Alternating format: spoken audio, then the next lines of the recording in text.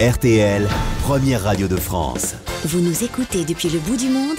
Les grosses têtes vous proposent de dialoguer avec elles. Si vous avez l'habitude d'écouter les grosses têtes au bout du monde, alors écrivez-moi. Je vous rappellerai et à la rentrée, nous bavarderons en direct.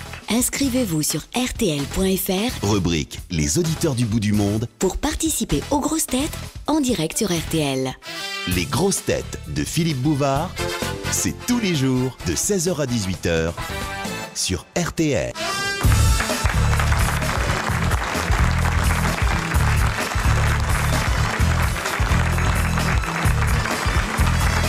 Bonjour, bienvenue, bonne semaine en notre compagnie et au risque de nous répéter, une excellente année, toujours avec les grosses têtes. Je vous rappelle ou je vous apprends que dans quelques instants, notre invité d'honneur sera Robert Hossein, qui s'installe au Théâtre de Paris avec 26 comédiens, une énigme jamais complètement résolue et un bureau de vote ouvert au public. Voici vos grosses têtes.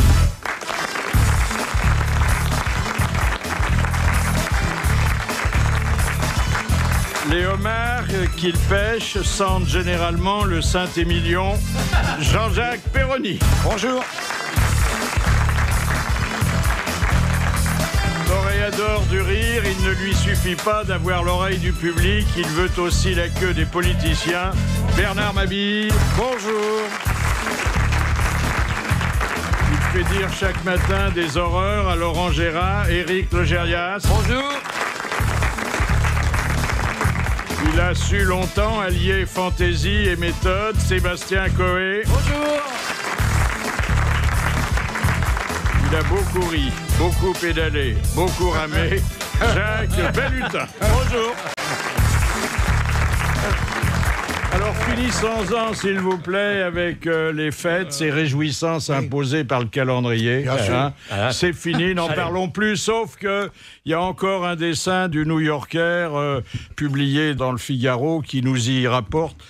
C'est des braves gens qui sont en train de fêter le Nouvel An. Et ils fêtent le Nouvel An avec ce qu'on appelle des cotillons, vous savez? Oui. Des langues de belle-mère, Oui, tout ça, oui. l'horreur absolue. Des chapeaux pointus. Alors justement, il y a un couple, le mari a un chapeau pointu, il a un faux nez, il est droit derrière son assiette et sa femme se penche vers lui et elle lui dit « Arrête de faire la gueule ou enlève ce chapeau ». Ça résume bien.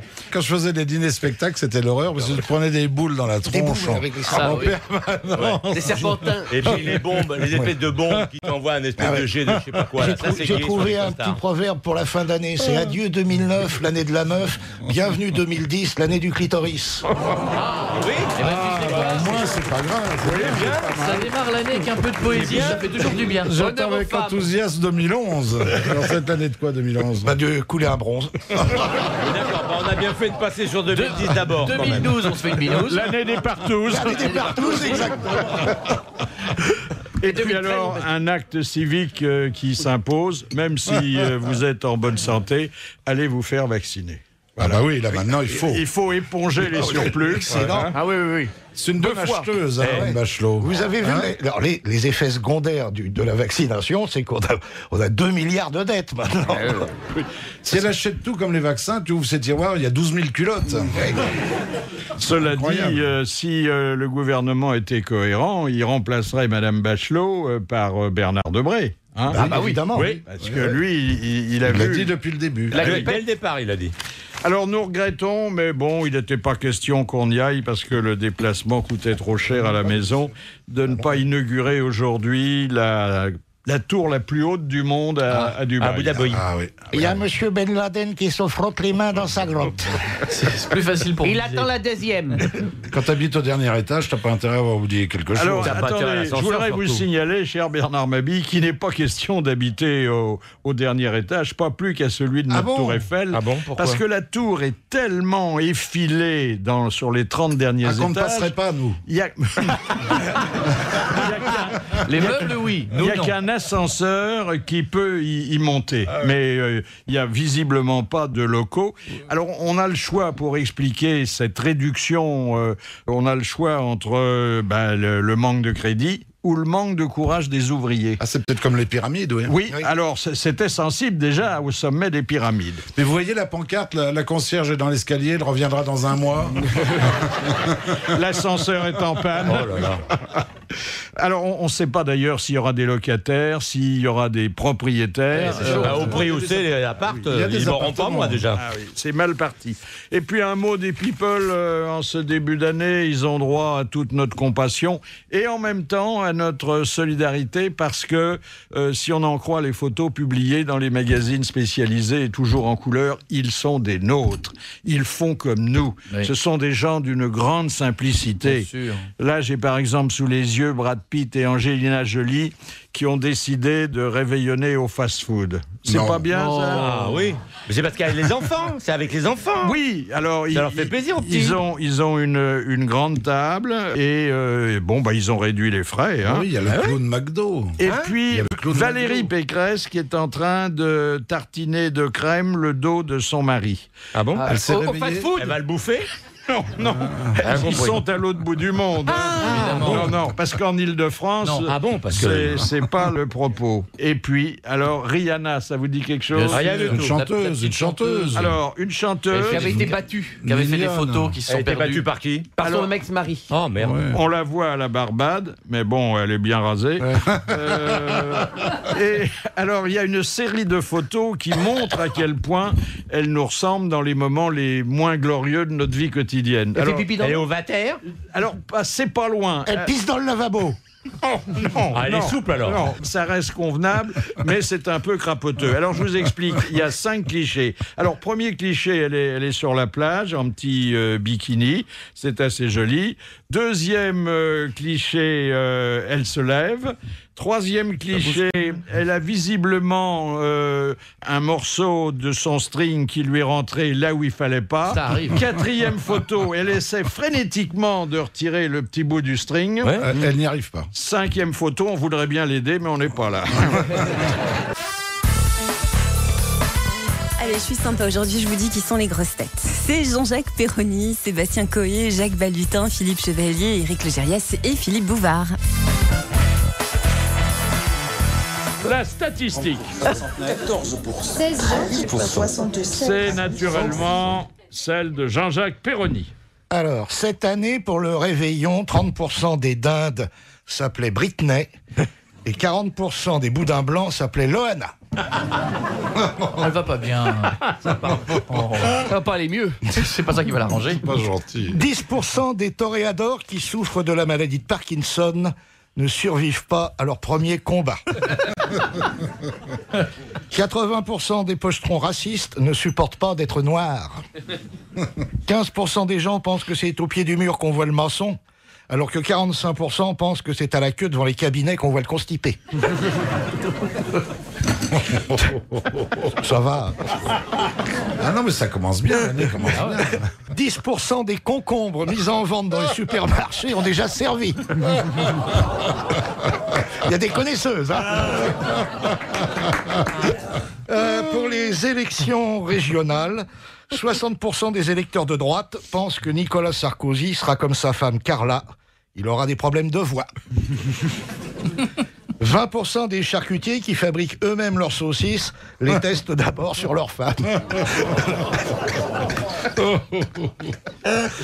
Et enfin, on va terminer dans la finesse, 95% des proctologues ne ramènent pas de travail le soir à la maison.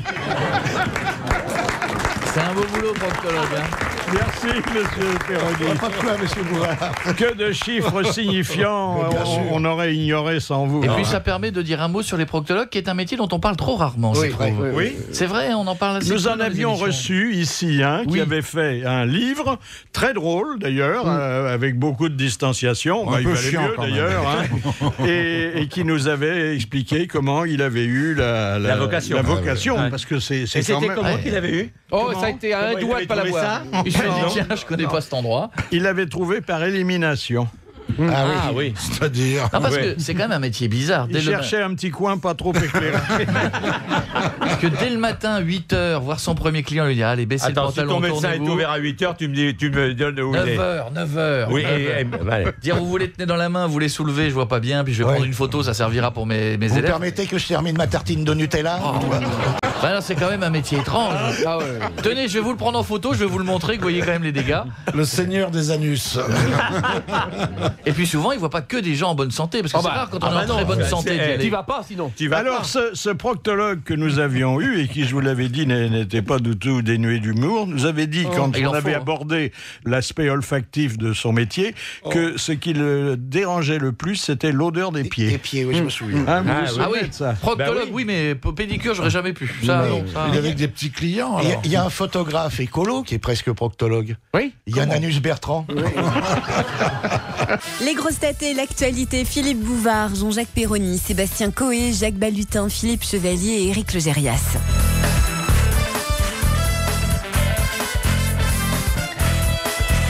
La cerise sur le gâteau de l'actualité, elle vient de Chine et elle mérite un petit coup de clochette.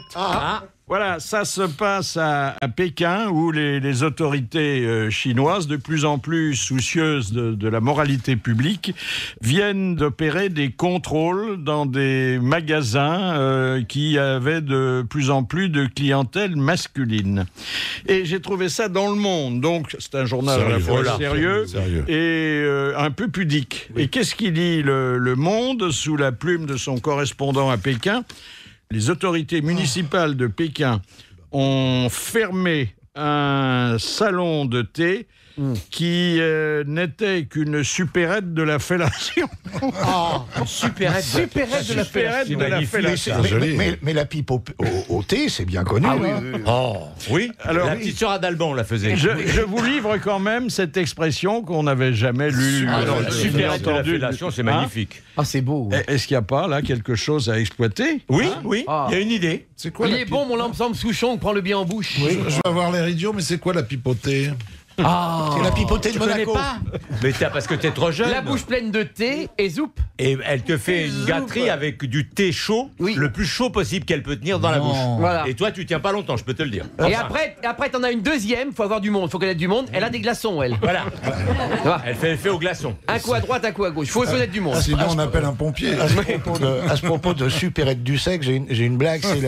C'est un routier, il s'arrête dans un restaurant au bord de la route. Il regarde, alors plat du jour, 5 euros, jambon beurre, 3 euros, branlette, 10 euros. Il appelle la serveuse, il fait: c'est vous qui faites la branlette? Oui, monsieur. Bon, bah allez vous laver les mains, puis faites-moi un jambon beurre.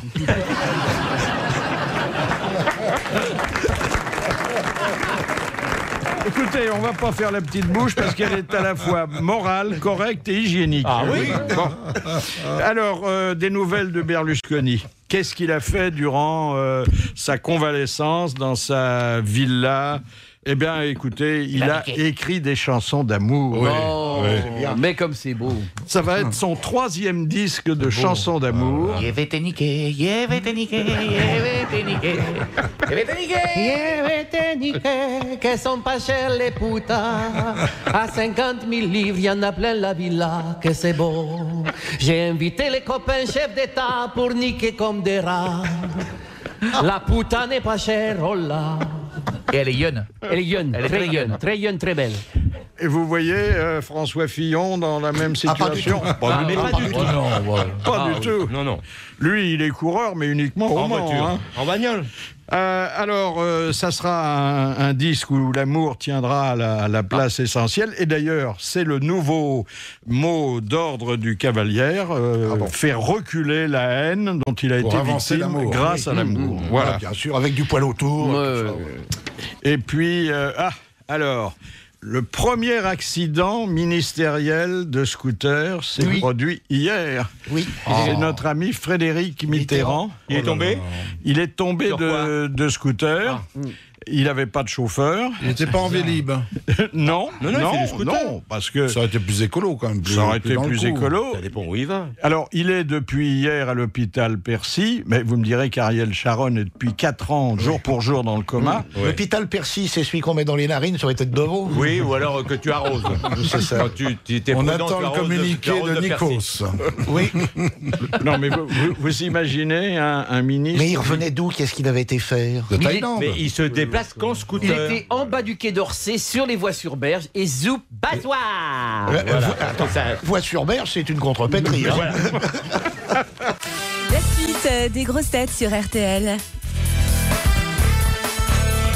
Et puis, Miss Paris, il n'y en aura plus jamais. Oui. Ah oui. C'est un peu C'est une triste, contrepétrie, hein. Pisse-Marie. Alors, il n'y aura plus donc de Miss Paris, parce que celle qui était titulaire de ce titre, enviée et enviable, c'était une cochonne. C'était, en tout cas, elle a été imprudente, on l'avait dit, elle a posé nue devant un petit copain qui a dû revendre ses photos. Mais elle était en costume régional. Il n'y a pas de costume régional à Paris. Les Alsaciennes, elles ont leur coiffe. Les Bretonnes, dans le sud. Alors c'est vrai, elle avec ses poils. Elle avec ses poils, elle était de la rue Saint-Denis, elle était en costume régional. Mais non, c'était le poilu de l'Arc de Triomphe. C'est vrai que là-bas, dans le quartier, c'est comme ça qu'on s'habille. Mais bien sûr. Non, je peux vous dire qu'elle n'avait pas les jambes comme l'Arc de Triomphe et que maintenant son poilu n'est plus inconnu.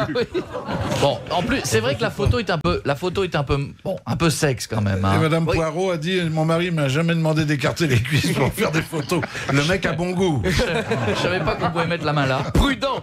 Madame Poirot, on lui a jamais proposé la botte, c'est ça son drame. Et puis, notre ami Philippe Labro fait son pronostic en matière de sécurité aérienne. En quelques lignes.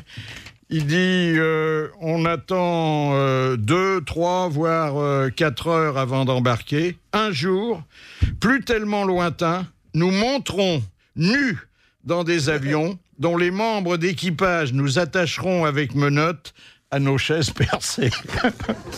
C'est un peu ça. C'est pas faux.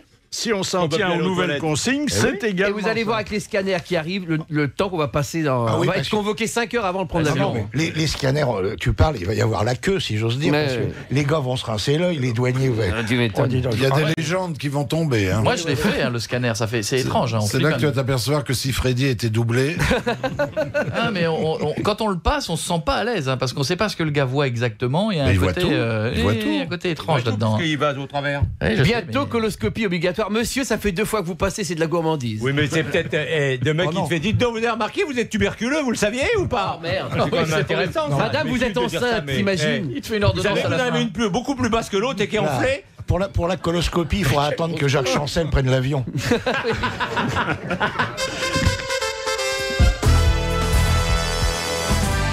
Notre invité surprise, c'est Henri Tizot.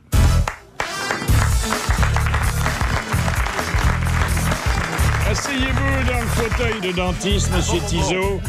Vous serez plus confortablement installé. Voilà.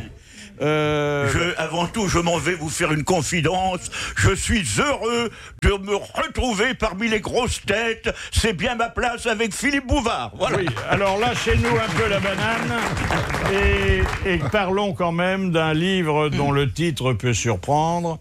Enfin, pas ceux qui vous connaissent et qui connaissent votre idée fixe. De Gaulle et moi, quelle aventure. Alors, est-ce qu'il n'est pas contradictoire que vous vous plaigniez de n'être connu que comme un imitateur et d'en remettre une couche avec les souvenirs d'imitation?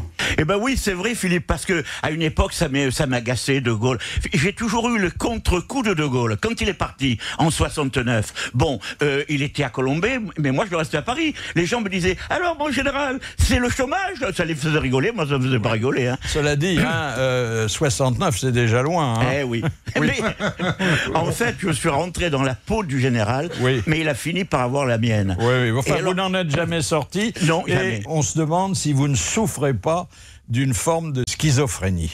Et ça pourrait s'approcher de ça. Mais maintenant, heureusement que je suis quand même équilibré, maintenant je suis très heureux de rappeler De Gaulle. La plupart de ses amis sont morts. Et moi, les gens m'adorent. Oh, mon général. Oh, le temps des copains. Oh, alors finalement, je suis très heureux comme ça. Mais Enfin, moins, Attention, plus Philippe. on ira, moins il y aura de gens qui auront connu De Gaulle. Il ne restera plus que moi. Voilà, voilà.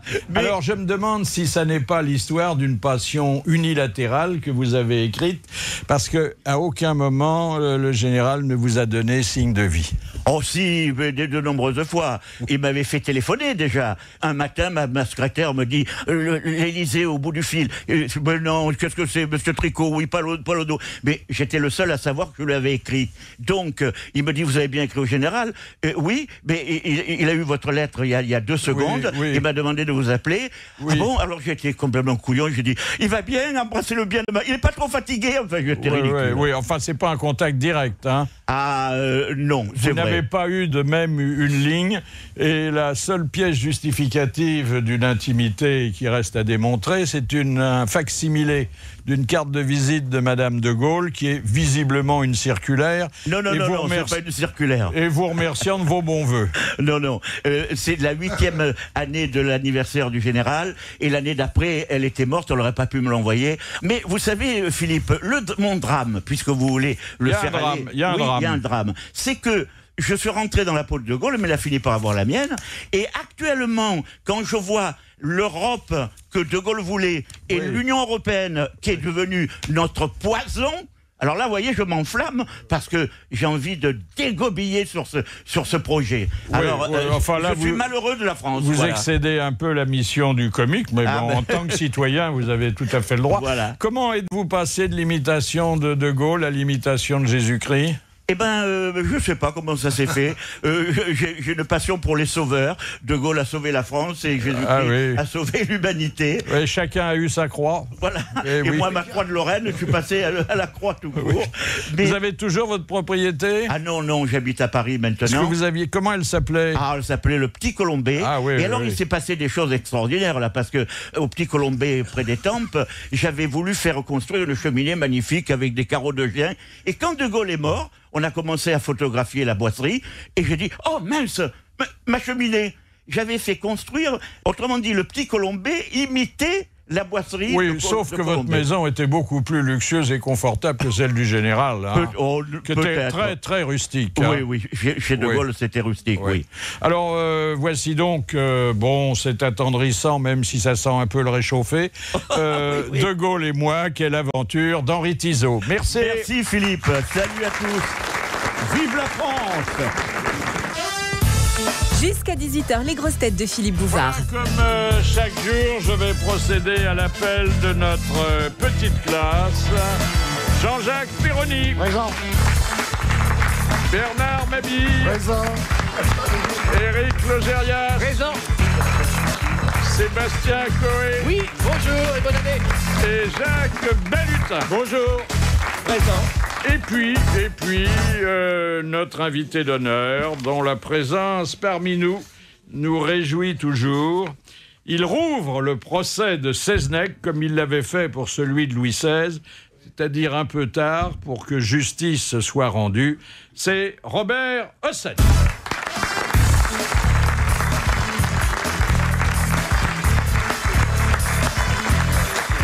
Asseyez-vous, monsieur Hossein, dans ce siège de dentiste, parce que j'imagine qu'un petit contrôle dentaire gratuit, offert par la station, et pratiqué par des spécialistes n'ayant aucun diplôme et pas le moindre matériel, ne se refuse pas. Et puis un indicatif qui vous rappellera peut-être de bons souvenirs. Je suis debout devant le dentiste, je lui fais un sourire de crétin. Il me pousse dans le fauteuil et crie en piste, il a des tenailles à la main.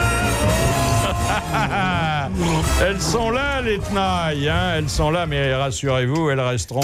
Non, mais ça ne sert à rien, je n'ai plus de dents, ça va bien. Alors, vous n'avez plus de dents, et plus de dents contre personne non plus. Oh, il y a encore des gens qui vous... J'arrive à un âge, non. On peut être indigné à mon âge, mais on ne peut pas avoir commencer à juger ou n'importe quoi, non, ni moraliser, ni... non. Pourquoi alors que la grippe s'éloigne? Non, dites pas ça, j'ai attrapé un rhume, le jour de mon anniversaire, c'était le 30 décembre. Et j'ai attrapé... Oui, attendez, la grippa, c'est pas le rhume. Pourquoi ne serrez-vous plus la main des gens? Pourquoi ne les embrassez-vous plus? Parce que, lorsque j'étais plus jeune, mon père m'a expliqué, par exemple, il avait les bananes au savon. Et puis... C'est pas sexuel, hein, Perroni. Oui, il ne serrait pas les gens qui avaient un peu le rhume ou la grippe. Oui. Et ensuite, lorsque vous lui offrez une cigarette, il l'allumait toujours par le bout du filtre. On lui disait attention. Non, il venait de le désinfecter. Ah oui. Et lorsqu'on allait au restaurant, il avait une petite bouteille d'alcool et il les passait sur... Il avait les couverts. Oui, oui. Vous le faites aussi? Non, mais je le pense. Ah bon, Parce que c'est un peu la même chose. Je ne serre de moins en moins les mains, je tape sur les épaules. Oui. Ça va, etc. Quand vous avez affaire à des gens comme moi, il faut se baisser, c'est fatigant. Non, mais je ne vais pas vous filer de patin parce que vous allez... Alors, qu'est-ce qui vous a incité à exhumer le procès Seznec, dont la justice venait de refuser la révision? 12 tentatives de réhabilitation. 12. La dernière en 2006. Et ce n'est pas passé à 3 voix. Pourquoi?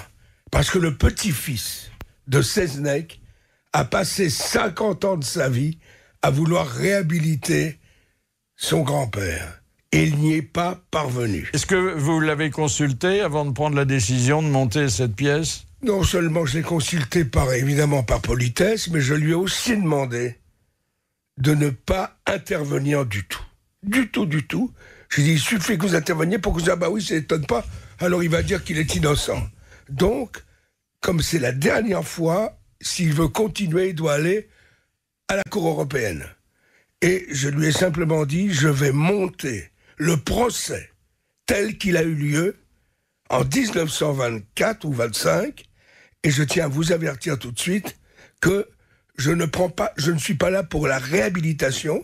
Je vais faire voir exactement ce qui s'est passé. Et c'est le public qui décidera. Et c'est tout le public qui va voter en recevant chacun. Est-ce que l'expérience de vos précédents procès avec vote du public avait montré qu'il avait un avis différent de celui des jurys d'assises? Total. Souvent. Mais là, c'est plus dramatique parce que, coupable ou innocent, tout le public donc va voter. À la fin du procès, il y a autant de témoins pour que de témoins contre. Et les auteurs sont ceux qui ont écrit le procès de Marie Bénard, qui était passé à la télé, qui ont gagné les prix. Dans le fond, vous avez été bien avant Ségolène, l'inventeur du spectacle participatif. Vous êtes sympa. Attendez, je vous ai pas tout dit. À la fin, quand toute la salle a voté... Crachez, il y a tout ce qu'il faut là sur le plateau. Et un petit bain de bouche, s'il vous plaît. Voilà, ça va mieux. Cracher, mais sur qui? Philippe, allez-y sur Philippe. Oh non. Reçu. Et alors, je voulais simplement dire que les gens votent, mais que tout à coup, sur l'écran, on voit les noms, j'ose pas vous les dire parce que je ne veux pas avoir de problème, qui ont exprimé leur sympathie pour Seznec. Oui, alors... Vous parliez de Ségolène Royal. Oui. Vous pourriez parler de Gaulle, de Chirac, de Jospin.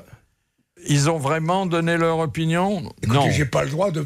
Sur l'écran, vous allez voir défiler tous les noms célèbres et leur position, dont un ministre de la Justice, qui ont exprimé leur sympathie. Mais ça ne veut pas dire qu'il est innocent, absolument pas. De Gaulle avait exprimé sa sympathie pour Seznec. Ah ben, il a fait mieux que ça. Il était condamné au bagne à perpétuité.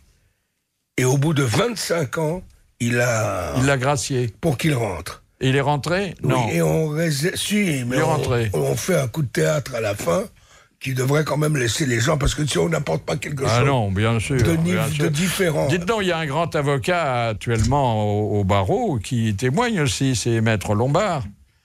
Oui. Il plaide pour Seznec? Non, pas du tout. Il dit, je ne suis incapable de vous dire s'il est coupable ou innocent. J'ai le droit ça fait pas beaucoup avancer le schmilblick. J'ai le droit d'avoir une opinion, mais il parle, lui, de la justice et de la loi. Alors rappelons en 2 mots qu'il y a d'un côté Seznec, qui est pas très fortuné, qui vit un peu d'expédient, et de l'autre, il y a son meilleur ami, Monsieur Kemner, qui est un notable, et assez riche. Et que quand même, et ça a pesé dans la décision des jurés, Seznec avait un petit intérêt à ce que Kemner disparaisse. Là, ils faisaient des affaires ensemble. Ah bah oui. Non, mais ne dites pas ça, parce que Seznec avait tout de même une position. Il avait eu 2 blanchisseries, il avait eu dans le bois aussi menuiserie, etc. Il était... Qu'est-ce qui blanchissait de l'argent? Non. À l'époque, ça n'existait pas encore. Ouais. Mais non. Écoutez, il avait le profil d'un coupable. Oui, il avait le profil, mais il y a autant de témoignages. Mais le fait qu'on n'ait pas retrouvé le corps ne prouve rien. Ben voilà.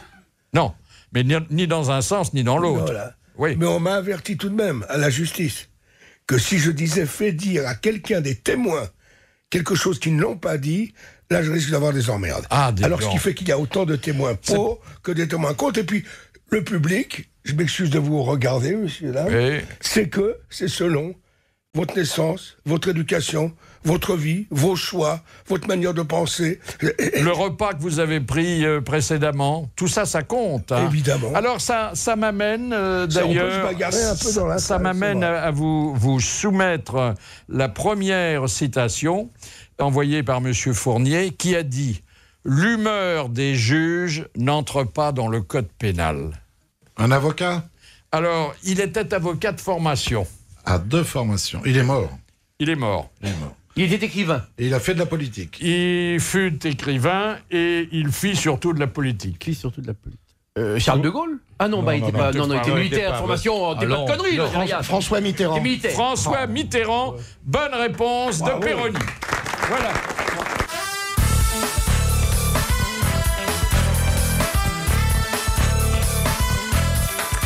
Et c'est la suite des grosses têtes de Philippe Bouvard sur RTL. Jean-Jacques Perroni, Sébastien Coé, Jacques Balutin, Philippe Chevalier, Éric Logérias. Et puis Philippe Bouvard reçoit Robert Hossein pour le spectacle L'affaire Seznec au Théâtre de Paris à partir du 26 janvier prochain.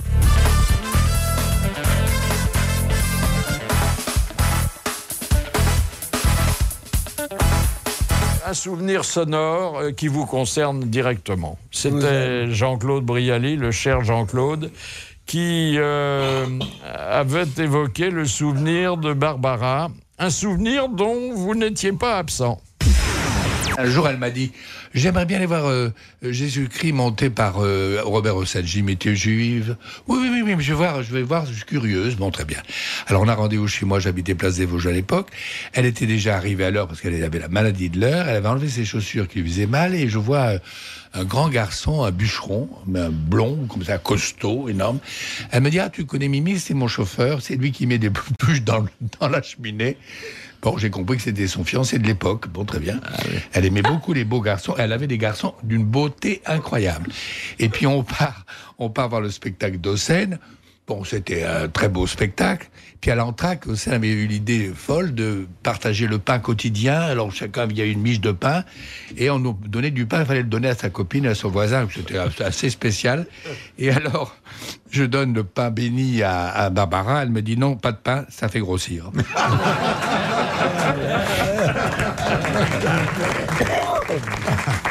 Alors, quand on lit la pièce, et ce sont les minutes du procès, en fait, qui ont été dramatisées, on se demande si le président du tribunal ne s'est pas comporté comme un procureur. Il n'était pas très impartial. Hein. Écoutez, il y a marqué sur les affiches « procès impitoyable ». C'était assez terrifiant. Ah oui. C'est un combat comme dans une arène. Hein. Comment le jury, dans une décision qui fit couler beaucoup d'encre et de salive, avait-il pu admettre le guet-apens et rejeter la préméditation? À l'époque, les juges n'étaient pas avec eux. Ils ont commis une erreur. Et tout de même, l'avocat a dit « Mais c'est pas possible. S'il y a un guet-apens, c'est qu'il est prémédité. » Or, retournez voter. Ah oui. Parce qu'aujourd'hui, le jury délibère avec le président. Absolument. Oui. C'était pas le cas à l'époque. Non, et c'était non seulement le cas, et ils reviennent, eh ben vous avez échappé à car on avait demandé la peine de mort. Vous avez échappé à la peine de mort à cause de ça, mais vous avez quand même le bagne à perpétuité. Alors, il y a des déclarations. Il y a celle de Raymond Barre. Quand est-ce que vous l'aviez enregistrée, ça? C'est une déclaration ancienne que vous avez reprise? De Maître Lombard. De Raymond Barre. À Raymond Barre. Oui. Celle de Raymond Barre, ça fait partie des gens qui s'étaient exprimés en leur temps. En leur temps. Voilà. Et il y a une chose extraordinaire, il faut quand même que je vous la dise. Tout le procès et toutes les minutes brûle à Rennes. Il y a eu un incendie à Rennes, au palais de justice, plus une trace. Il y avait des doubles quand même. Et oui, il y a un avocat, je me permets même de dire son nom, Maître Baudelot, qui avait conservé, et qui était de Rennes, etc., conservé des archives, et nous sommes allés, mais les 2 journalistes qui ont travaillé avec nous sont venus chercher les archives, ils ont mis 1 an, et reconstitué exactement le procès, ce qui nous intéressait. Et pour ne pas être pris et suspect, pour et contre, exactement autant de voix pour les pour ou pour les contre. Alors, ce qui a peut-être coûté cher à Seznec, c'est le fait qu'il devait être défendu par un ténor du barreau, maître de Moreau Giaferi, qui, au dernier moment, est devenu ministre, ce qui l'a empêché de plaider. Nommé secrétaire d'État, il envoie un de ses disciples, fougueux, passionné, merveilleux, émouvant, qui se bat comme il n'est pas permis, en face de requins effrayants, qui balancent, etc. Et ça, écoutez, c'est des joutes. Et c'est pour ça que le public, c'est passionnant. Et vous avez un journaliste qui, après chaque audience, fait le point avec le public en disant, attention, vous avez vu ça, vous avez remarqué. Et puis après, les gens vont voter dans des urnes. Comment vous comptez les bulletins? Très facile, je vais vous le faire voir. Il y a 2 urnes. 2 urnes. Ils reçoivent 2 jetons, blanc et noir, coupable, innocent, avec un dessin. Un des 2, ils le gardent en souvenir pour eux, et ils mettent dans coupable ou dans innocent le jeton selon leur conscience. Oui, mais le comptage, ça compte. Attendez, ça reste anonyme. Et puis ensuite, les policiers... C'est très long de compter les... Non, ils comptent pas, on compte pas. Il y a 2000... Non. On pèse. Oui. Les gendarmes prennent chacun une des urnes, la posent sous une grande balance, et là, il se passe un coup de théâtre fabuleux. Je vais me faire revenir des fantômes, et tout à coup, le journaliste s'approche et dit au public, vous avez tous voté. Et c'est seulement maintenant que vous allez apprendre ce qui s'est réellement passé. Ils l'apprennent. Et on appuie sur la balance. Et coupable ou non coupable... Il risque pas d'y avoir 2 votes qui s'équilibrent totalement. On n'est pas encore, si, monsieur. Peut-être y avoir des gens qui viennent avec des jetons dans les chaussettes ou des trucs comme ça, comme à Perpignan. À 17h, les infos présentées par Odile Pouget. Et on retrouve Philippe Bouvard et ses grosses têtes en compagnie aujourd'hui de Robert Hossein qui nous parle de son prochain spectacle au Théâtre de Paris à partir du 26 janvier prochain, l'affaire Seznec. Alors... un peu de sexe pour commencer l'année. Oui, en beauté. Oui. En beauté. C'est la première fois qu'il la sort, sa clochette. Attention, il fait froid, Philippe. Il a le grelot en forme. Ah oui. Hein. Quand même, pour un... Oui, mais faites gaffe, vous allez avoir les clochettes toutes bleues avec le froid qu'il fait.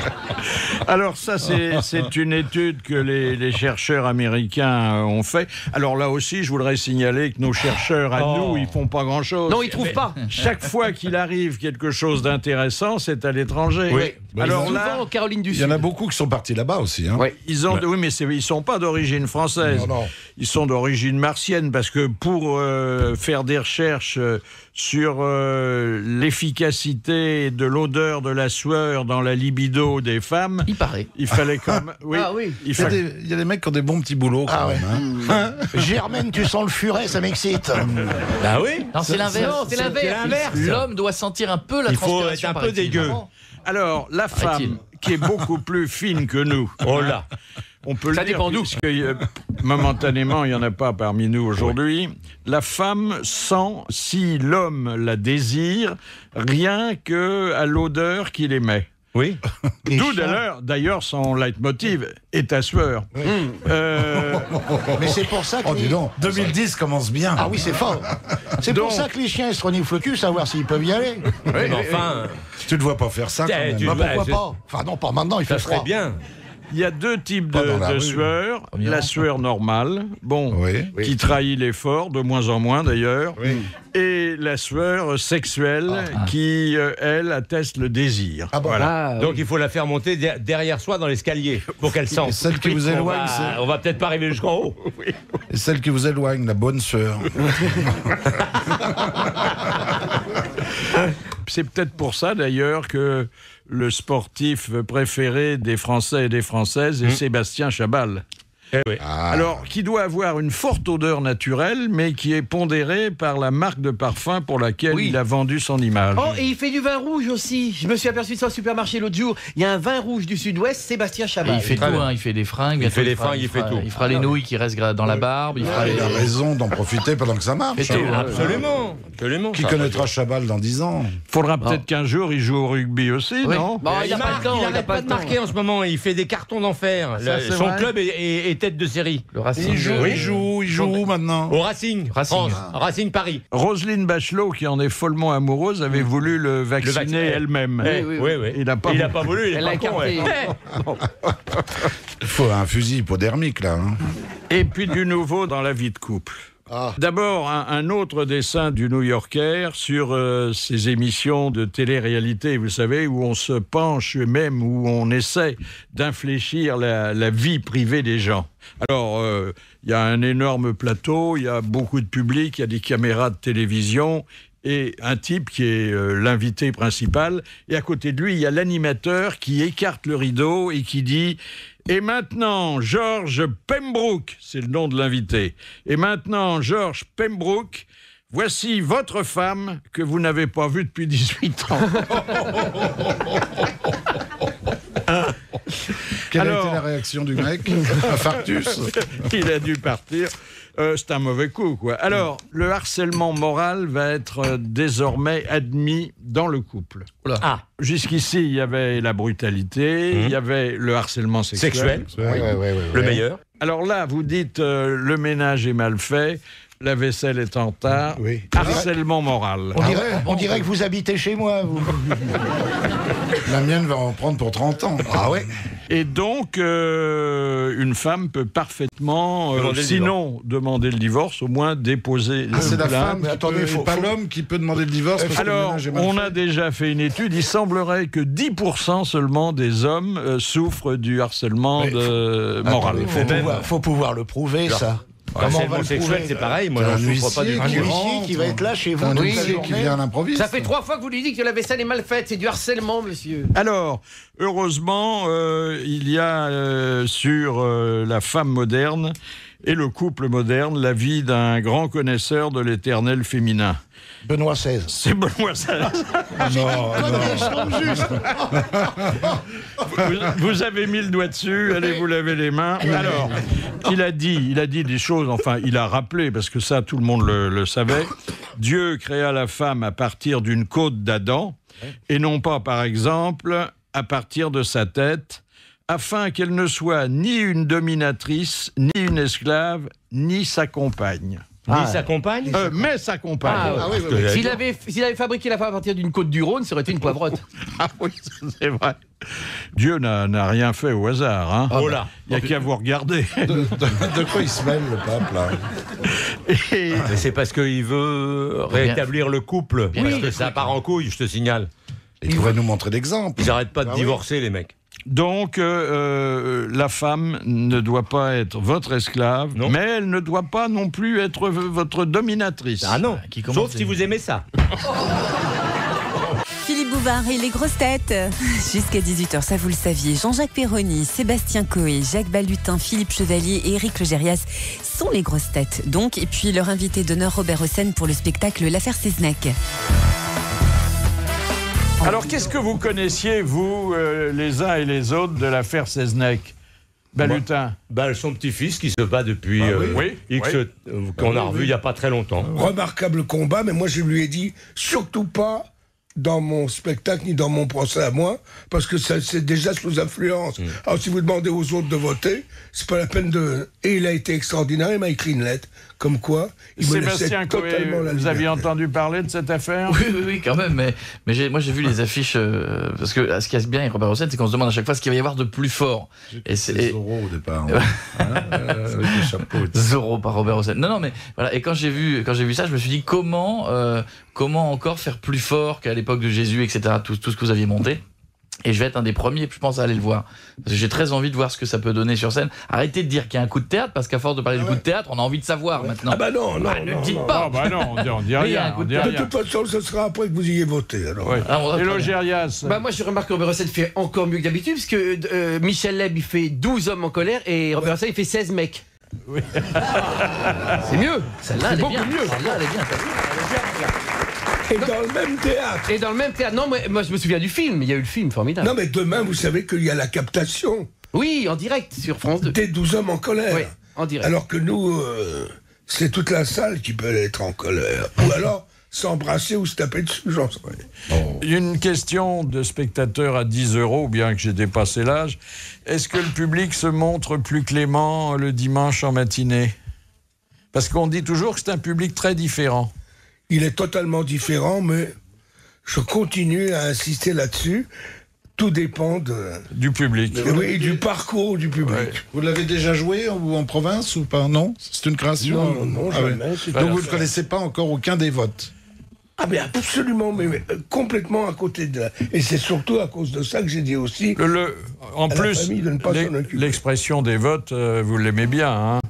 Parce que votre vie est très dévote, finalement, aujourd'hui. C'est vrai. Hein? Oui. C'est vrai? Je dis de Dieu que j'y crois tellement qu'il finira bien par exister, alors... Tout à l'heure, vous avez béni les croissants de RTL avant qu'on les mange. C'est vrai, pour être sûr qu'ils n'étaient pas en pause. Oui.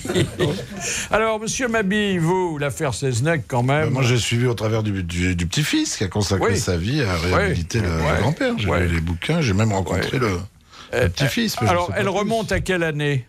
Cette affaire? Oui. Ben, au 24... moi, je vous parle du procès. Hein. Oui. Il est resté 1 an en tôle avant de le procès. Ça a été relativement vite, d'ailleurs. Hein. Et le procès a eu lieu... en quelle année? En 25. En 25. Bon, quelle 24, familiarité, 24, la mémoire vivante des grosses têtes, celle de Jean-Jacques Perroni, peut-elle avoir avec un événement aussi lointain? Ben moi, je me souviens du film, et c'est le rôle de Kemner était tenu par Jean-Yann. Oui. Ah oui. Je cherchais, je me rappelle plus qui tenait le rôle de Seznec. C'est le film de Boisset. Malavoie. Voilà. Cela dit, là, on racontait la vie.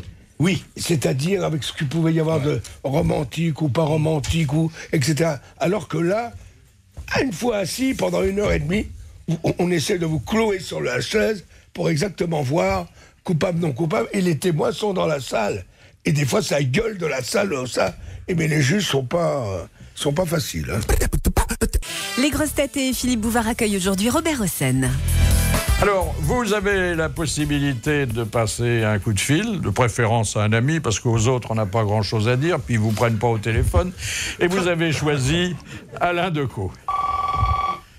Bonjour Alain Decaux. Bonjour. Est-ce que vous n'en voulez pas, Robert Hossein, de ne pas avoir fait appel à vous pour ce spectacle? Eh bien, mais non, je ne lui en veux pas du tout. C'est lui qui pourrait m'en vouloir, parce que j'écris un livre en ce moment depuis des mois, qui va se terminer, j'espère, bientôt, et je ne pouvais absolument pas. Je suis toujours disponible autrement pour Robert. On ne peut pas être plus serviable, plus gentil. Mais je le suis. C'est plus urgent d'écrire un livre sur la vie de Dumas de la part d'Alain, qui est un historien magnifique. Et un grand ami de Dumas, hein. Je l'adore depuis mon enfant. J'ai lu Le Comte de Monte Cristo à 10 ans. Cette Mireille Dumas, elle est formidable. Hein. Quelle longévité. Mais vous verrez aussi, cher Alain Decaux, vous verrez aussi cette pièce avec l'œil de l'historien.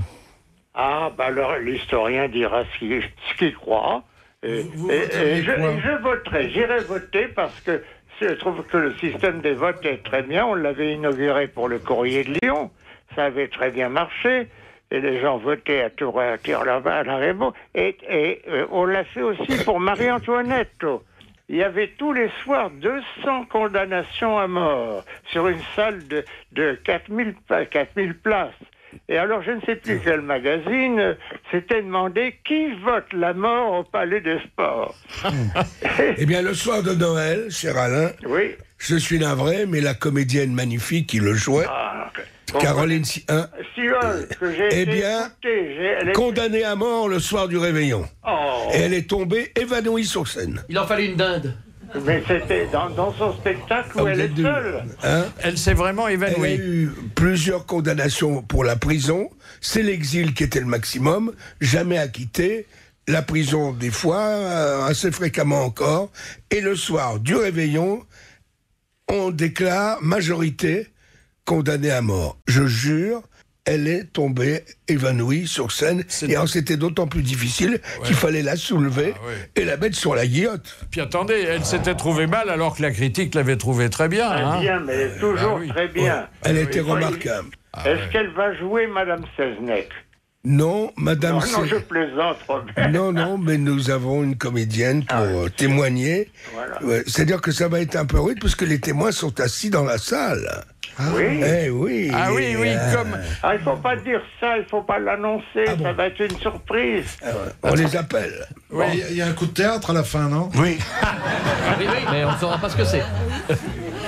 On va bien finir par le savoir. Oui, voilà. Est-ce que dans la réalité, dans les rangs pour vendre quelque chose. Robert Hossein et Alain Decaux, est-ce que dans la réalité, les témoins d'un procès d'assises sont dans la salle avant de témoigner? Non, ils entrent successivement. Oui. Mais c'est pas grave. Ils entrent successivement et ensuite... Ils peuvent rester dans la salle. Naturellement, ils restent dans la c'est ce salle, qu'on fait, absolument. Ils viennent et on les... Ah, ils ne sont pas dans la salle au début. Au départ. Ah non. Une fois qu'ils ont témoigné... S'ils veulent être dans la salle, il faudra qu'ils payent 10 €. Oui, mais des fois, ils s'engueulent. Oui. En étant dans la salle, ils peuvent se lever, s'engueuler et gueuler après le... Et qu'est-ce qui interprète Seznec? Un comédien, et je te donne ma parole d'honneur, qui en a exactement le physique, en dehors du talent, c'est Monsieur Carrois. Ah oui, Philippe Carrois. Oui, exactement. Très bon. Et alors, je vais vous dire une chose, vous ne me croirez pas. Ce Monsieur Carrois, lorsqu'il avait 20 ans, 25 ans, faisait le Christ dans Un homme nommé Jésus, qu'on avait monté. Ah, dis donc. Ça, on pouvait pas le... Ça. Et aujourd'hui, on l'a habillé, etc. Et même le petit-fils a dit, mais... C'est exactement... C'est papy, il a dit. Ouais. Je dirais, Philippe, que notre Jésus, que nous avons remonté 3 fois, pas tellement il y avait de public, eh bien notre Jésus a été le plus gros succès de nos 15 ans ou même 25 ans de collaboration. On s'est même demandé pourquoi vous arrêtiez le spectacle. C'est parce que la salle n'était plus disponible, hein? Oui, on a arrêté fatalement ces grandes salles. On a fait tout de même 800 000 entrées. Oui, il y avait le spectacle sur glace qui nous suivait. Ah oui, Holiday on Ice. Voilà. Ça aurait été bien Jésus dans Holiday on Ice. Jésus on Ice. Mais attendez, puisqu'on est là, on peut plaisanter. Il marchait déjà sur l'eau. Saint-Pierre, et le Christ se promène dans la nature. Il y a un lac magnifique et Saint-Pierre demande au Christ, à Jésus, est-ce que je peux prendre un bain? Il fait un soleil admirable, les oiseaux. Vous permettez, Seigneur? Il se déshabille, se jette dans l'eau, nage, s'ébroue. Et le Christ, ému et touché, le rejoint en marchant évidemment sur l'eau. Oui. Et il lui dit, Pierre, ah! Seigneur, vous avez tort, elle est bonne. Voilà, bravo. Voilà, merci Alain Decaux d'avoir témoigné en faveur de Robert Hossein. On n'en attendait pas moins. Mais on a une amitié maintenant qui a plus d'un demi-siècle. Non mais il faut qu'on se dépêche. Hein. Ah oui, on y va. Parce qu'en toute chose, il faut considérer la fin quand même. Je t'embrasse, Robert. On est de passage. Oui. Et je vous embrasse, Philippe. Et moi aussi, Alain. Au revoir. Bonne année, au revoir. Et le prochain enregistrement des Grosses Têtes, c'est mercredi à 9h30 au grand studio de RTL. Les invités d'honneur de Philippe Bouvard seront Frédéric Zetoun pour son livre Si les chansons m'étaient comptées et Marc Lambron pour son livre Théorie du chiffon. Donc rendez-vous mercredi à 9h30 au grand studio de RTL, 22 rue Bayard à Paris dans le 8e. Question de Madame Laurette de Bourg-en-Bresse qui a dit « Plus j'avance en âge, plus les jeunes m'exhortent à rester jeune ». C'est magnifique. Et c'est une de vos idoles, mon cher Robert. J'ai honte. C'est une femme? Non. C'est un homme, donc. Oui, mais enfin, si on regarde si on regarde le bas de son vêtement, on peut s'y tromper. Ah, c'est Jean 23. L'abbé Pierre. C'est un pape. Un curé? Oui. Oui, c'est un pape. C'est Jean-Paul II. Eh ben oui, c'est Jean-Paul II. Ah oui, alors écoutez, bonne réponse de Mabille. C'est pas votre idole, Jean-Paul II? Ça fait partie de mes idoles. Oui. Alors bon, le fait que... Puis je l'ai rencontré d'une manière tellement hallucinante que quand on avait joué Un homme nommé Jésus, Monseigneur Lustiger lui a dit. Et il a dit, je l'invite à venir, on avait gagné le prix Romano Observatore Roma. Voilà, bravo. Et on est arrivé là-bas, et j'ai dit que j'y allais qu'à la condition qu'on emmène mes apôtres. Et on a invité les 12 apôtres, et on s'est tous retrouvés. Et comme je baragouinais un peu le russe, donc j'ai parlé avec lui dans cette langue, et j'ai trouvé un homme. Alors on veut toujours dire, il était gai, il était optimiste, il était très bon, oui, mais il était très douloureux aussi. Et j'ai trouvé merveilleux. Il avait quelque chose de rare. C'est ce qu'il éprouvait pour les autres. Cet amour, absolument. Il croyait qu'il y aurait un miracle. Prise de conscience. Benoît, vous l'aimez moins, Benoît? Oh, c'est pas que j'ai pas aimé ou pas aimé. Parce que là, l'idée de canoniser... Pie XII. Pie XII, c'est peut-être pas la meilleure idée. Hein? Je sais pas, il s'est passé certainement des choses... qu'on ignore. Oui, qu'on ignore. Moi, je me permets pas de discuter de ça, mais le contact que j'ai eu avec Jean-Paul II était comme celui... On n'est jamais débarrassé de son enfance. Mais lui en a parlé longtemps, il disait « Ah, Robert Hossein, oui. » Très longtemps. Il paraît que 80% des cyclistes sont pour la canonisation de Pie XII. Raison. Question de Madame Léger de Reims. Pour les policiers, que sont les 4 S? Pour les policiers, les 4 S. Sécurité. Non. Sa santé? Non. Les policiers. Pensez aux policiers et aux policiers scientifiques. Salive? Alors, la salive. Le sang? Sperme. Le sang. Le sperme? Le sperme. Et le sérum? Non. Une petite suze vers Et nous en parlions tout à l'heure. La sueur. La sueur. Eh ben voilà, bonne réponse collégiale. Les 4 S sont la sueur, le sang, la salive et le sperme. Voilà. Alors si vous faites un mauvais coup, essuyez-vous bien partout. Bon, c'est un conseil au passage. Hein. Le rêve de Jacques Martin, est-ce que vous le saviez? Nous l'avait confié ici, c'était de jouer dans Les Misérables que vous aviez mis en scène. Je ne peux pas, si vous voulez, c'est pas personnel, moi il ne m'a jamais engagé, mais bon, il est très bien, très bien, ça lui fait quel âge? J'ai voulu le monter, moi, j'ai auditionné plein de petites filles pour jouer Cosette. Il y en a très peu qui maintenant se laissent approcher près de la fontaine. Bonjour ma petite fille, je suis Jean Valjean, hein? Viens mon petit bijou, tiens, prends un cachou. Hein? Viens ma petite fille, viens, hein, viens. Alors, les Thénardier, c'est pas tes vrais parents? Non. Viens ma petite fille, donne-moi ton sou, là, voilà, tiens. Oh, puis t'as pas de culotte, tu dois avoir froid, ma petite fille. Regardez tous ces petits mollets bleus, je vais les frotter, viens. Bonjour, monsieur Javert. J'ai ma carte.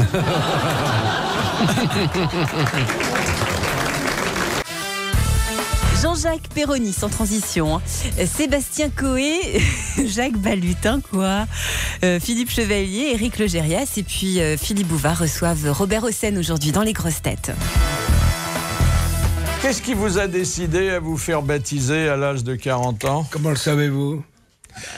Il sait tout, Philippe Fourré, quoi. J'ai vu l'église où vous avez été baptisé. Je vais vous dire pourquoi. Et le bénitier à l'époque n'a pas enfin, pas le bénitier, le baptistère n'a pas supporté votre poids, car à 40 ans, vous excédiez les dimensions normales d'un bébé. Ou un jacuzzi. Ah non, il m'a filé un peu d'eau sur la tête, ça n'a rien à voir. Ah, il vous a pas assis dans le... En même temps que mon fils. Dans les fonds baptismaux. Non.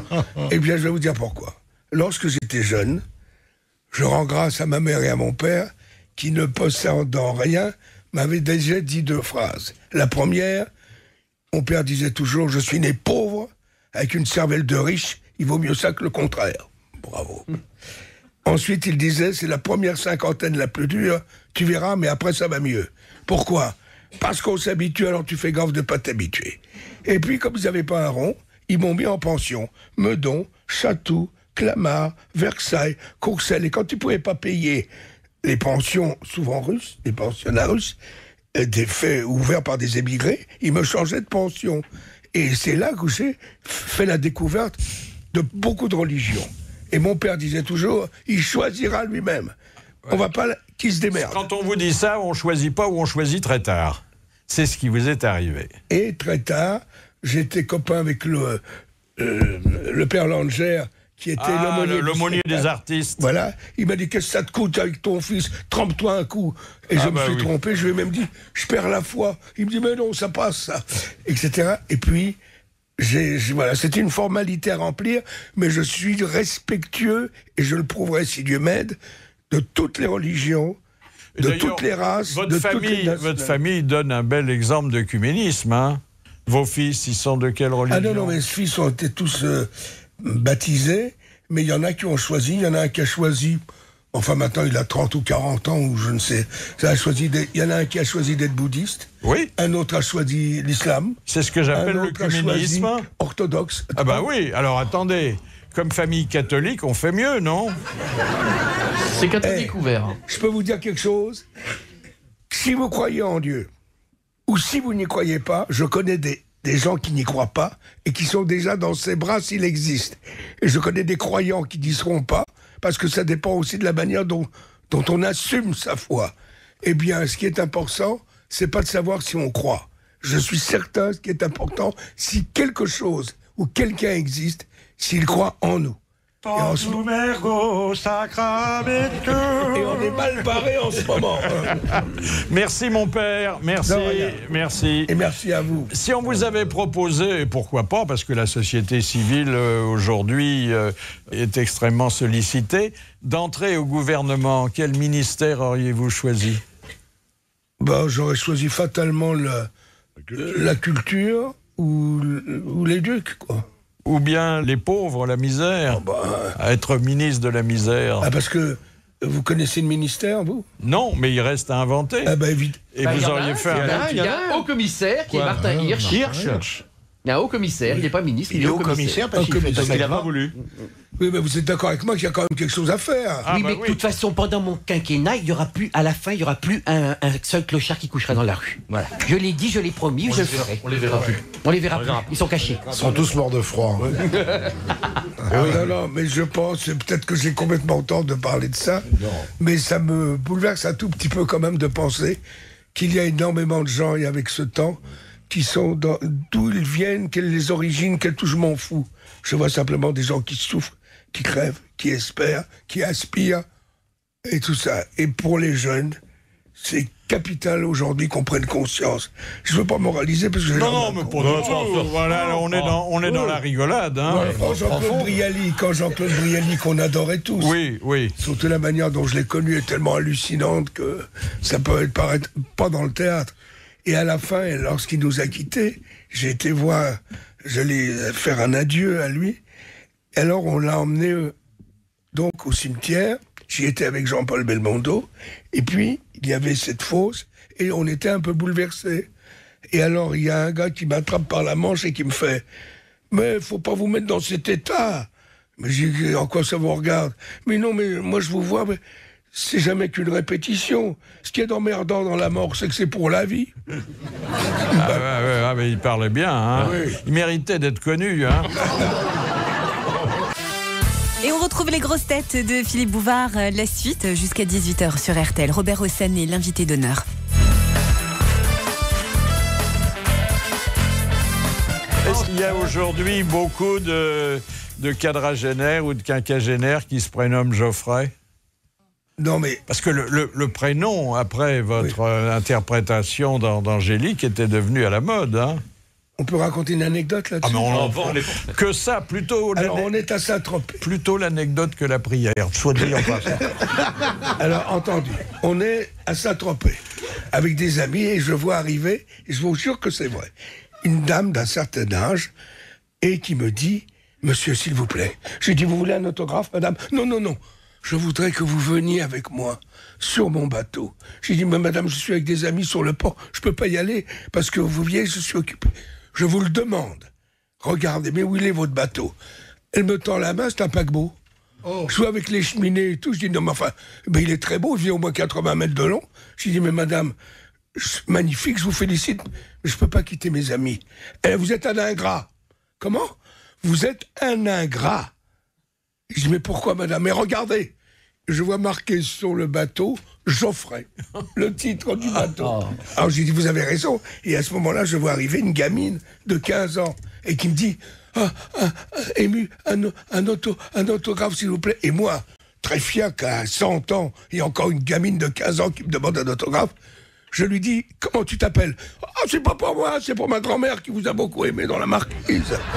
Alors je lui ai écrit, je me croyais un aigle et je ne suis même plus un corbeau. Tu m'as donné ça. Dites, c'était la belle époque où, à la porte de votre loge, il y avait des dames. Bon, il y en a toujours, mais à cette époque-là, elles étaient moins frileuses. Parfois, elles étaient nues sous leur Comment manteau. le savez-vous? Ah ben, la police des mœurs, hein. Vous pensez? Oui, après la Marquise des Anges, de temps en temps, on avait une surprise. Et ce qui était sympathique, c'est quand ma femme pouvait l'être. Il était 2h du matin, on sonnait à la porte, on ouvrait, ça m'est arrivé, et j'ai vu tout à coup des jeunes femmes tout à fait charmantes, merveilleuses, sympathiques, nues sous leur manteau de fourrure. Je dis, pourquoi vous avez pris froid? Vous voulez boire un café? Et c'est ma femme qui les recevait en disant, mais mesdames, vous vous êtes trompées d'adresse. Oui, ça, le fait d'offrir un café à une femme nue, c'est quand même une invitation. Hein. Vous n'étiez pas insensible à leur charme. Non, non, mais c'est mystérieux, car j'avais refusé de faire le film après avoir fait Le Repos du guerrier avec Brigitte Bardot. Et je me suis dit, qu'est-ce qu'on va me faire faire? Un bossu, tordu, boiteux. Et puis, voilà, je l'ai fait. Mais non seulement il y a eu toute une génération d'enfants qui s'appelaient Geoffrey, mais en plus, les femmes demandaient aux médecins accoucheurs de leur casser une jambe pour qu'ils boitent. Et une cicatrice. Ah, mais maintenant, je boite naturellement. Ouais. Oui. La cicatrice a disparu. Hein. Oui. Oui. Vous auriez dû vous en faire une... À l'opinel, comme ça. Oui. Ah oui. Maquillage permanent. Un beau souvenir. Non, mais je suis un peu ému, je plaisante là, mais quand je vois Monsieur Bouvard... je me souviens de lui quand même, je m'excuse, peut-être que je me trompe, qui était dans votre jeunesse un peu du côté de Saint-Germain-des-Prés, non? Vous l'avez connu petit, vous aussi? Oui. 300 €, la question piège envoyée à Philippe Bouvard et à ses grosses têtes. Si bien sûr les grosses têtes de Philippe Bouvard ne trouvent pas la solution, eh bien les 300 € filent directement dans votre porte-monnaie. Pour réceptionner justement votre question, nous les attendons au 22 rue Bayard à Paris, dans le 8e. Philippe Bouvard, les grosses têtes. Question de Monsieur Moza. Dans la superstition théâtrale britannique, que doit-on dire à la place de l'expression bonne chance? Break a leg. Break your leg. Break a leg. Break your leg. Casse-toi une jambe. Casse-toi une jambe. C'est exactement ça. Bonne réponse de Logérias et de Balutin. Vous savez ce qu'on dit en Italie? Pas bonne chance, on dit merde. Mais pourquoi casse-toi une jambe? C'est aussi con que les Italiens qui disent une bocca del lupo dans la bouche du loup, dans la gueule du loup. Une bocca et del en lupo. Russie, ils disent, je sais plus quoi, on nous l'a dit l'autre jour aux grosses têtes, mais je me rappelle plus. En Russie, ils disent Nebre svovochpoya, ça veut dire magne-toi de jouer, on va bouffer après, j'ai faim. Alors, naturellement, on ne peut pas parler de Seznec sans penser à la Bretagne. Hein? La première a lieu pour la Bretagne le 26 janvier. C'est normal. Toute la Bretagne, j'ai demandé bien sûr. Il y aura des places à 10 €. Et il y avait... pour les Bretons de moins de 25 ans. Chouchet dans l'entracte. Ceux-là sont très chers. Sachant qu'on parlerait de la Bretagne, nous avons retrouvé dans les archives sonores des grosses têtes une description de la parade amoureuse bretonne telle que l'avaient imaginée Jean-Yann et Olivier de Kersauzon. Nous ne sommes pas des animaux, Olivier. Je refuse absolument ce que vous venez de dire. C'est pas parce qu'on est d'origine bretonne que vous allez nous vexer en nous traitant d'animaux. Voilà. C'est vrai, on commence debout. Parce qu'on commence pendant la danse, nous, déjà. Voilà. La danse qui s'appelle la bourrée. Puis après, peu à peu, évidemment, on continue, et alors la chienne hurle, ses feulements remplissent la salle, et on lui met la main sur la bouche, et on la couche. Voilà. Et pendant des minutes et des minutes... Et pendant 11 jours. Pendant 11 jours. On est ravitaillé par des amis qui viennent, qui mettent des trucs, des fois, on change de main, on prend un peu de nourriture, et on continue.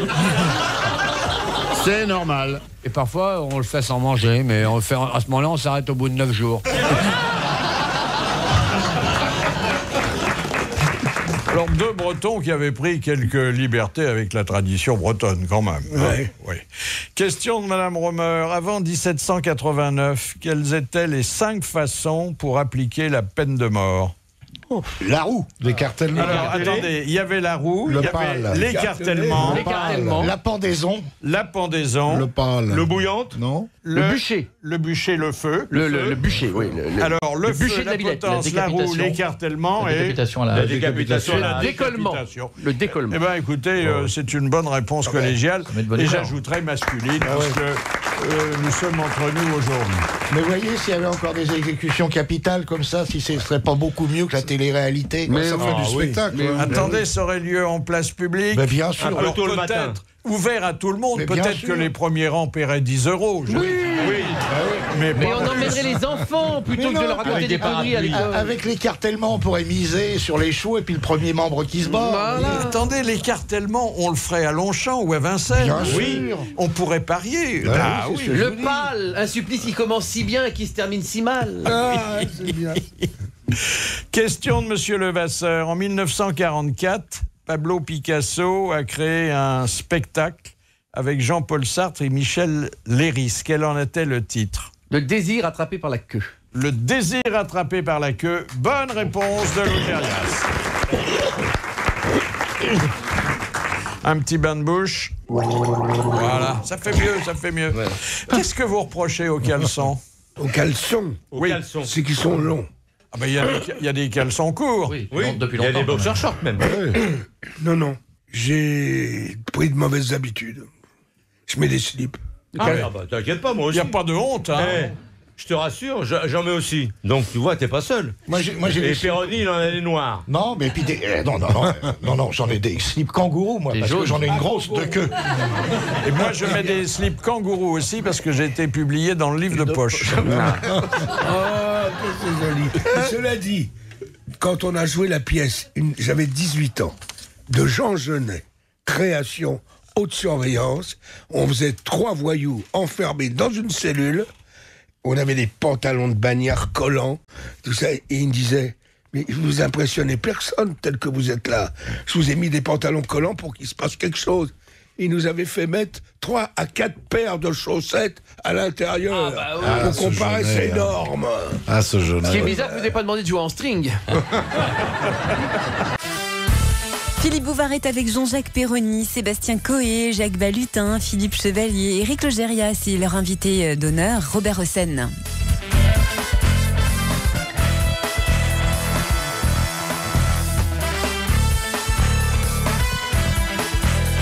Alors, vous qui vous intéressez au sport, est-ce que le nom de l'Australienne Rawlinson vous dit quelque chose? Oui, c'est la jeune femme qu'on a cru que c'était un mec. Alors, on a cru que c'était un mec. Il en Après, connaît on a des dit que choses, c'était plus un Balutin. mec. Il Alors, connaît tout, Balutin. situons-la sportivement. Matière de oui, sport. Elle est quand même championne du monde du 400 mètres. Du 400, haies. oui. C'est pas mal quand même. oui. Bon. Et les Rolling Stones, c'était même 5 mecs. Hein. Oui. Donc, elle saute très haut. Oui. Enfin, 1m10, hein, Philippe. Alors, Oh, bah, elle sera platouf, dis donc, si elle fait comme ça. le fait que vous la compariez à un mec, elle était au courant déjà, et vous n'étiez pas le seul à faire cette comparaison, puisqu'elle avait décidé de changer un peu son physique. Pour faire oublier ses bras musclés, ses épaules trop larges. Et ses couilles. Non, elle en a pas, sinon elle s'accroche dans les bars. Elle Les a pas de tablettes de couilles. chocolat, elle a des tablettes de chocolat là. Alors, elle s'était fait faire des implants mammaires. Bah, ça veut rien Bon. dire. Ça veut rien dire, ça, on peut le Et faire tous. parce ouais. qu'elle pensait que ça améliorerait sa vie privée et que les hommes la verraient d'un autre œil. Oui. Et aujourd'hui, parce que elle est candidate à améliorer son record olympique, Ouais. Elle est gênée. Elle sacrifie sa vie privée à sa réussite professionnelle. Elle se fait retirer Ben les oui, implants parce que mammaires. ça la gêne, ça lui rajoute du Ah poids. non, mais regardez Oui. ma mère à l'hélium, Eh. ça la rend plus légère. Qu'est-ce qu'on appelle un implant mammaire? C'est une moustache verte? Non, mais il fallait choisir entre la rapidité et la séduction. Mais je crois que c'est un petit peu ce qu'avait fait le problème de Laure Manodou, si je dis pas de bêtises. Je crois qu'elle s'en était fait mettre il y a pas longtemps et ça freinait un petit peu la progression dans l'eau. Vous pourriez être plus galant que de dire qu'elle s'en est fait mettre. Bah, écoute, la guérite est bombée. Non, mais d'un seul coup, sur les photos, elle avait pris une poitrine incroyable. Oui. Les sœurs Williams aussi. Parce que quand tu les as, tu peux les faire retirer. Quand tu les as, tu peux les faire retirer. Mais forcément, puisque c'est des pochettes en plastique. Oui. Si on te fait des pochettes, si tu veux que je te fasse grossir les. Oui. Je te le fais demain matin. On te met des pladiens en plastique. Ce sont des implants couillères. Voilà. Mais on fait pas ça, nous. Tiens, je t'en mets, tiens, je te les retire. J'ai déjà joué. C'est-à-dire qu'on vous les pose, mais avec des boutons pression. C'est ça, oui. C'est même mieux avec une petite valve et de la pression directement dedans. On les gonfle, on les dégonfle, on les gonfle. J'ai déjà joué une fois avec un petit implant de couille. Et c'est vrai que ça se pose, vous savez, pour les gens qui n'en ont qu'une et qui veulent en avoir deux, ça se pose. C'est la même matière que les seins. C'est très rigolo, c'est indestructible. On peut le faire. On peut taper dessus, on peut le tourner, on peut ça ne se perce pas, c'est fabuleux. On peut le faire pour ceux qui en veulent 3. On peut s'en mettre une douzaine. Tu mets ce que tu veux. Alors, un chapelet de couilles. Tu peux t'en mettre sous le bras si tu veux te les gratter comme ça tranquillement. Toi qui fais un complexe énorme. Oh dis donc chérie, je crois que t'as un abcès sous le bras. Mais non, c'est des couilles, idiote. Et quand tu vas jouer au bout, là, on a oublié le cochonnet. Attends, j'ai une couille de rat, mais ça rebondit. Puisqu'on est dans ce genre-là, vous savez, pour les gynécologues, pour les jeunes filles encore vierges, ils les mettent sous un matricule. C'est le 6973. Parce que si c'est 9, c'était 3. Oh. Elle est belle. Elle est jolie. Il y a comme humour anatomique. Hein.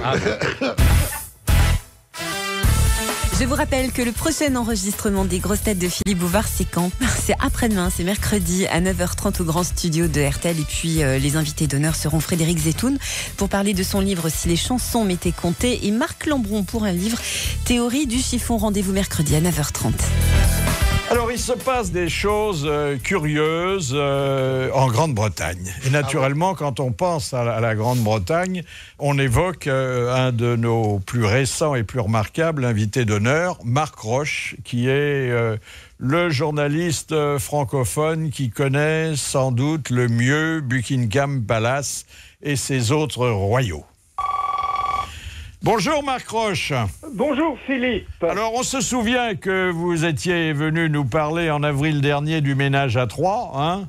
C'était déjà la famille royale. Or, la famille royale, on en parle de nouveau parce que, on s'aperçoit, après le limogeage d'un DJ britannique, que le crime de lèse-majesté existe toujours. D'abord, le crime de lèse-majesté existe, mais il n'était jamais appliqué. Et ce pauvre disc-jockey... Qu'est-ce qu'il avait dit alors ? Écoutez, il avait dit, il ne faut pas écouter en gros cette vieille tarte, on va mettre un disque bien plus agréable. Et bien sûr, il n'a pas du tout jaugé l'état de l'opinion publique qui est très attachée à la reine, plus que jamais, puisque c'est la dernière institution qui reste. La City, il y a tous les scandales de la crise et des bonus, l'église anglicane des prêtres homosexuels, la politique, les notes de frais, et ainsi de suite. Qu'est-ce qui reste ? C'est vrai qu'il n'y a rien de sexuel dans l'amour qu'on peut porter à la reine aujourd'hui. Hein ? Écoutez, je ne sais pas, parce que avec les Britanniques, vous savez, Philippe, il y a un attachement à la reine qui est un peu sensuel. On aime les moches. Un archéologue. Si la Queen n'est pas, je lui mets un petit coup dans le béret. Comme ça. C'est elle, la vieille tarte, alors ? Oui. Autant. Donc, on ne pourrait pas faire les grosses têtes irrévérencieuses sur ce sujet sur une antenne britannique. Absolument pas. Il y a une espèce d'entente entre tous les producteurs et les chaînes de télévision pour ne jamais attaquer la reine. Les autres membres de la famille royale, c'est différent, on les attaque tout le temps, mais jamais la reine. C'est le symbole de l'État. Elle a eu aussi une conduite absolument exemplaire pendant son règne, très long. Et aussi, vous savez, le discours de la reine est très important parce que ça vient après une émission de variété qui s'appelle Top of the Pops et avant le film Le jour de Noël. Et puis, c'est le seul discours qu'elle écrit de sa main où il n'y a pas de ministre. Et donc, on est toujours passionné par ce qu'elle va dire. Et elle a parlé... Attendez, on avait dit que c'était le Premier ministre qui lui écrivait le discours du trône. Le discours du trône, qui est le programme gouvernemental, c'est le Premier ministre. Mais là, le discours de Noël, c'est elle qui l'écrit. D'où le ton mièvre et un peu réactionnaire et un peu maîtresse d'école. Ouais, elle raconte pas beaucoup de blagues, hein. Ah non, elle n'est pas... Pas très marrant, c'est pas une comique, hein. C'est pas le genre. Elle marcherait pas, hein. Alors, cher Marc Roche, puisque je vous tiens, comme disait Loana à Charles-Édouard, il y a autre chose qui met la famille royale au firmament de l'actualité. Il y a la renégociation de la liste civile royale. Ah oui. La famille royale est pingre. Moi, chaque fois que j'allais à Buckingham, je recevais une demi-tasse de thé et un vieux biscuit, parce que ce sont des gens très proches de leur sous. La reine est très riche. En son nom personnel, je ne parle même pas de l'État, mais en son nom personnel, elle a des chevaux, elle a 2 châteaux, elle a une belle collection de tableaux. D'ailleurs, sur cette richesse, on n'est pas d'accord. Les uns disent, oh, elle a quelques centaines de millions d'euros, les autres parlent de milliards. Non, mais écoutez, il faut bien diviser ce qui appartient à l'État, Buckingham Palace, Windsor, la collection de tableaux officiels, les bijoux de la couronne, ça c'est l'État, ça lui appartient pas. Mais elle a en plus, en tant que personne, elle a un beau portefeuille d'actions et on estime, elle est, je crois, la 250e fortune britannique. Wow, c'est pas énorme, hein. Attendez, c'est pas la première. Attendez, derrière Harry Potter. Elle est loin derrière Paul McCartney. Oui, elle est loin derrière J.K. Rowling, Abramovich.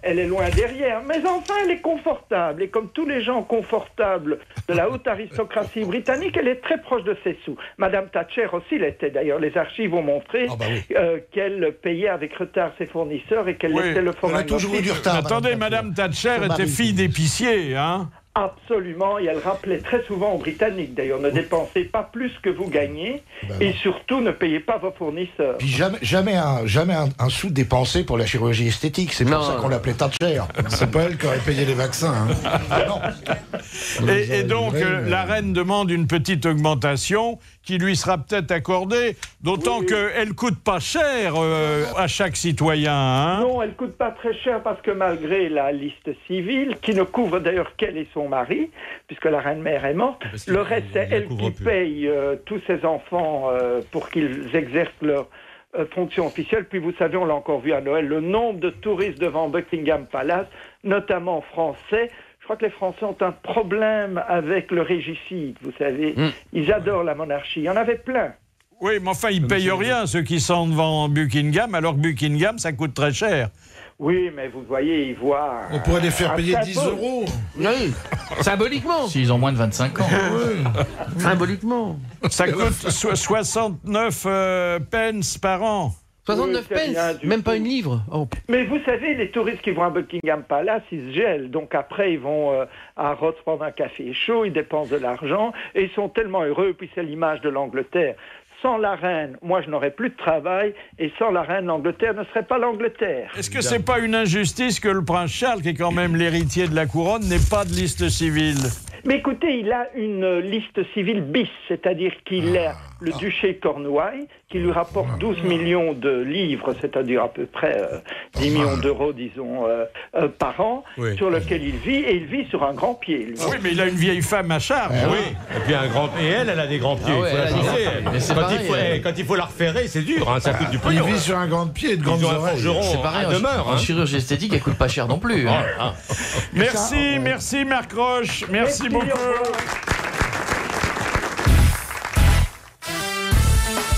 À 18h, RTL Soir avec Christophe Ondelat et Christelle Rebière et l'invité d'RTL Soir, Thierry Lhermitte. En attendant, c'est la fin des grosses têtes pour aujourd'hui. Philippe Bouvard est avec Jean-Jacques Perroni, Sébastien Coé, Jacques Balutin, Philippe Chevalier, Éric Logérias et leur invité d'honneur Robert Hossein pour le spectacle L'affaire Seznac. La honte de l'invité d'honneur.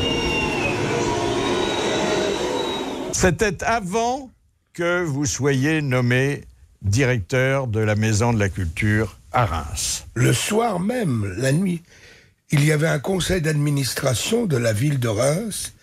Le maire avait été très très sympa, c'était Tétinger à l'époque, champagne et tout, très sympa. Et on m'a dit, vous devez passer un examen devant le conseil d'administration parce que vous avez fait les Marquises des Anges et vous venez soudain vous enterrer tout à coup à Reims, dans la Maison de la Culture, même si elle s'appelle André Malraux, et vous venez là, et il paraît que vous voulez ouvrir une école, que vous voulez avoir une troupe, que vous débauchez un peu les Weber, tout ça, des conservatoires, Huster et autres, admirables comédiens. Et alors, on va vous inviter à dîner pour savoir si on vous accepte ou pas, parce qu'on ne trouve pas ça normal. Que tout à coup, quelqu'un dit cinéma, vedette, tout ça, vous venez pour combien de temps et tout. Alors, on est autour de la table, on nous sert le potage, merveilleux, très bon, et tout le monde mange en disant, alors, on vote, alors on me pose des questions, je réponds, et les gars, maintenant on va voter, pour ou contre. Et on ne trouvait pas ça normal. Alors, je vois les mains qui se lèvent, là, et alors j'osais pas manger ma soupe. Comme tout le monde avait mangé, et je me suis excusé en leur disant, vous permettez, j'ai remis la soupe dans la soupière, en disant, je l'aime chaude, moi aussi, j'attends. Il lève les mains, et tout à coup, je vous raconte pas d'histoire, je jure que c'est vrai, il manque une voix. C'est-à-dire qu'il y avait une voix d'une personne, d'un des administrateurs qui n'était pas là. Il n'a pas pu venir. Alors, on lui dit, mais écoutez, c'est pas logique, il manque une voix, il faut lui téléphoner. Alors, ils font le téléphone, et on entend simplement, oui. Eh bien, il a dit oui, et puis on ne sait même pas de quoi on parle. Oui, et je suis passé à une voix, voilà. Comme ça est fait exactement. La dernière citation émane de M. Grolet, qui a dit « La police, c'est comme la Sainte Vierge. Si elle n'apparaît pas de temps en temps, le doute s'installe. » Michel Audiard. Michel Audiard, bonne réponse de Jean-Jacques Perroni. Et c'est Éric Logérias qui va raconter l'histoire du jour envoyée par Madame Blondel de l'Union. Un catholique pratiquant se vante auprès d'un ami d'observer à la lettre les 10 commandements que Dieu a dictés à Moïse. Tiens, lorsque mes parents viennent chez moi, ils s'installent toujours dans la pièce la plus froide de la maison. Bah attends, Dieu n'a jamais dit qu'il fallait installer ses parents dans la pièce la plus froide de la maison, ça va pas ta tête? Attends, ça, je suis désolé mon ami. Mais monsieur le curé nous l'a encore lu dimanche à l'office, et c'est on ne peut plus clair. Honore ton père et ta mère. Une histoire pieuse et correcte à votre intention. Merci, cher Robert Hossein, d'être venu parler de l'affaire Seznec, qui va faire les beaux soirs du Théâtre de Paris, un des plus grands de la capitale, près de 2000 places. Très beau théâtre. Très beau théâtre. 1200 places. Vaste, 1200. 1200. Bon, c'est déjà pas mal. Oui. Et 26 comédiens sur la scène. Ouais. Mais il faudra garder quand même quelques places pour les témoins, même si vous jouez à bureau fermé, qu'ils puissent assister ensuite à la représentation. Merci, bravo, à demain.